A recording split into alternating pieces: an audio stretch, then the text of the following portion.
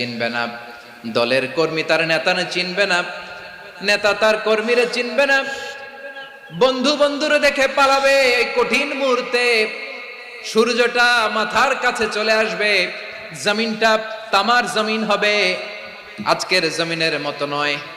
মানুষ ঘর্মাক্ত, ক্লান্ত, শ্রান্ত মাথার মগজগুলো কানের ছিদ্র আর নাকের ছিদ্র দিয়ে বেয়ে বেয়ে পড়বে। বিশ্বনবী ফরমান, ময়দানে 7 শ্রেণীর ব্যক্তিকে রব্বুল আলামিন তার আরশের নিচে ছায়া দিবেন।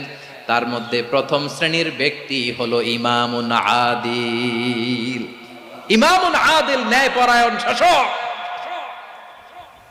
যে ইনসাফের সাথে বিচার করে, যে জাস্টিস সমাজে সার্ভ করে, যে সুশাসন নিশ্চিত করে, ওই ইমামুন আদিল। আদিল শব্দটা বুঝছেন না? ইন্নাল্লাহা ইয়া'মুরু বিল আদল। পাইছেন? আদিল। 7 শ্রেণীর